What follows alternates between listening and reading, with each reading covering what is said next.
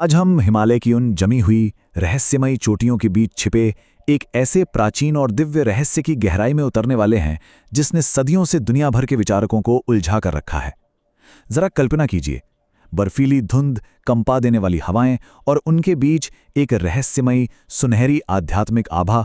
यह सिर्फ एक कहानी नहीं है, बल्कि एक ऐसा सच है जो हमारी आज की समझ को पूरी तरह चुनौती देता है। तो चलिए इस सफर की शुरुआत करते हैं। इस पूरे रहस्य की शुरुआत होती है एक रोंगटे खड़े कर देने वाली ऐतिहासिक घटना से। 13वीं सदी का गुगे साम्राज्य, एकदम बर्फीला और बंजर इलाका, और अचानक एक पूरी की पूरी सभ्यता बिना कोई सुराग छोड़े वहां से गायब हो जाती है। मतलब सोचकर ही अजीब लगता है ना, करीब 1 लाख लोग रातों रात आखिर कहां गायब हो सकते हैं। जब सालों बाद 1673 में बाहरी सेनाएं उस जगह पर पहुंची तो वहां का नजारा बेहद खौफनाक था। एकदम सन्नाटा, सड़कें बिल्कुल खाली थीं, मंदिर पूरी तरह सुरक्षित थे, और सबसे चौंकाने वाली बात, वहां ताजा दीप जल रहे थे। ऐसा लग रहा था जैसे लोग बस अभी अभी वहां से निकले हों। इस डरावने सन्नाटे ने इतिहासकारों को यह सोचने पर मजबूर कर दिया कि क्या ये लोग सच में किसी दूसरे आयाम या डायमेंशन में चले गए थे। और जैसे जैसे जांच आगे बढ़ी, एक और हैरान करने वाली बात सामने आई। जांचकर्ताओं को उस खाली शहर के ठीक नीचे करीब 2 किलोमीटर तक फैली हुई अंडरग्राउंड सुरंगें मिली। 2 किलोमीटर! और पता है सबसे अजीब क्या था? इन सुरंगों को अंदर से जानबूझकर ढाया गया था, जैसे कोई अपना रास्ता हमेशा के लिए बंद करना चाहता हो। और इन सुरंगों की दिशा सीधे पवित्र कैलाश पर्वत की तरफ थी। चलिए अब इस गुप्त शहर के पर्दाफाश की ओर बढ़ते हैं। हिमालय के इन भयानक बर्फीले तूफानों के बीच छिपी इस रहस्यमयी जगह को अलग अलग संस्कृतियों में कई नामों से पुकारा गया है। कोई इसे ज्ञानगंज कहता है, कोई सिद्धाश्रम, तो कोई शैंग्रीला या शंभाला। लेकिन मजे की बात यह है कि आज के हमारे एडवांस सैटेलाइट्स और हाई रेजोल्यूशन कैमरे भी इसे खोज नहीं पाए हैं। ये उनके लिए पूरी तरह से अदृश्य है। आखिर इतनी बड़ी नगरी कैमरों की नजरों से कैसे छिप सकती है? असल में संस्कृत में शंभाला का मतलब होता है शांति का स्थान, और ग्रंथों के मुताबिक यह सिर्फ कोई आम शहर नहीं है, बल्कि एक मल्टी डायमेंशनल आध्यात्मिक केंद्र है।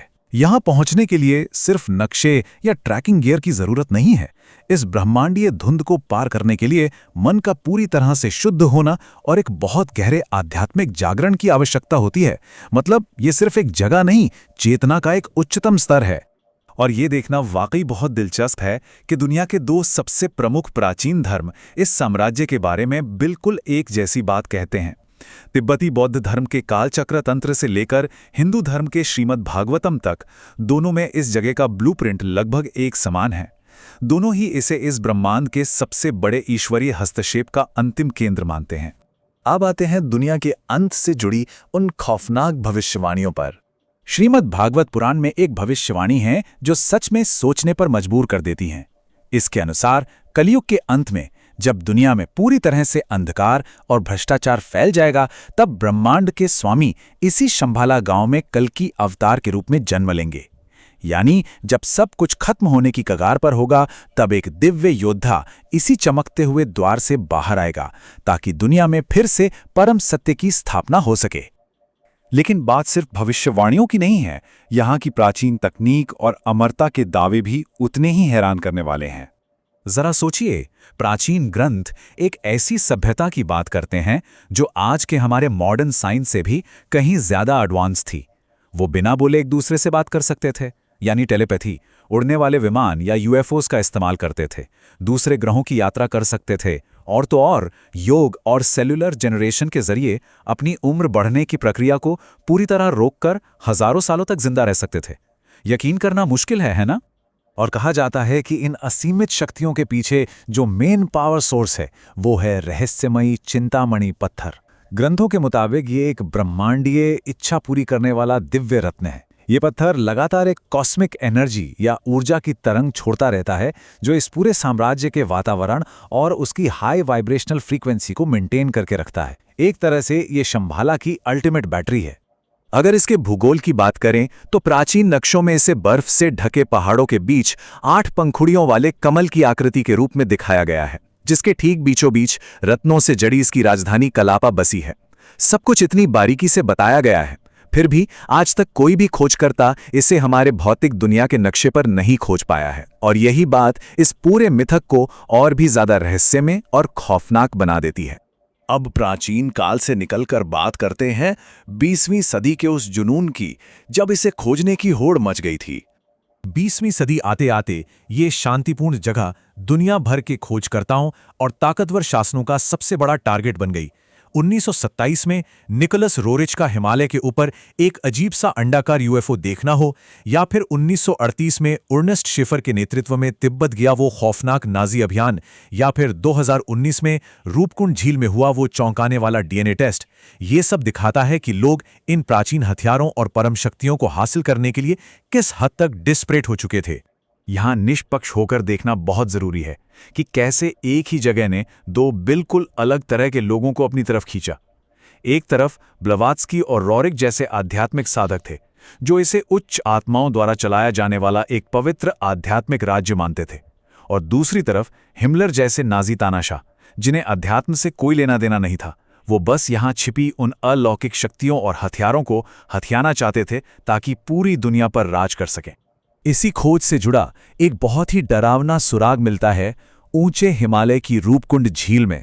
वहां दुनिया भर से आए करीब 800 से ज्यादा लोगों के बिखरे हुए कंकाल मिले हैं, और हैरान करने वाली बात यह है कि ये मौतें एक साथ नहीं बल्कि 1000 सालों के अंतराल में हुई हैं। इसने एक बहुत ही खौफनाक थ्योरी को जन्म दिया। क्या ये उन लोगों के कंकाल हैं जो इसी छिपे हुए शहर की तलाश में निकले थे और हिमालय की इस जानलेवा कठोरता में मारे गए? चलिए अब इस बहुआयामी रहस्य की सबसे अहम कड़ी को जोड़ते हैं।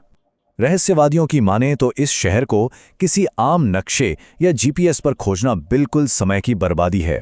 इसे गंधर्व नगर कहा गया है, यानी एक ऐसा मृग तृष्णा जैसा क्षेत्र जो हमारी दुनिया के समानांतर या कह लें पैरेलल चलता है। ये लगातार अपना आकार बदलता है। इसे आप एक कॉस्मिक ताले की तरह समझ सकते हैं, जो केवल और केवल तभी खुलता है जब वहां पहुंचने वाले का मन आध्यात्मिक रूप से पूरी तरह शुद्ध और जागृत हो। तो असल में हिमालय की अंतिम परीक्षा इन खतरनाक पहाड़ों पर चढ़ना नहीं है। शंभाला का रहस्य हमें ये बताता है कि इस शाश्वत अभयारण्य तक पहुंचने का एकमात्र रास्ता हमारे खुद के मन और चेतना की प्राचीन तकनीक है। ये कोई ऐसी मंजिल नहीं है जिसे आप अपने पैरों से चलकर नाप लें, बल्कि ये परम चेतना और दिव्य शांति की वो अवस्था है जिसे भीतर से हासिल करना होता है। तो अब हिमालय की इन कंपा देने वाली बर्फीली हवाओं के बीच एक सवाल हमेशा के लिए गूंजता रहता है, क्या हम यानी मानव चेतना सच में शंभाला के उन सुनहरे द्वारों को खोलने के लिए तैयार हैं, या फिर उस दिव्य साम्राज्य के रहस्य आधुनिक विज्ञान की पहुंच से दूर हमेशा के लिए इसी जमी हुई धुंध में एक खौफनाक लेकिन खूबसूरत रहस्य बनकर ही रह जाएंगे?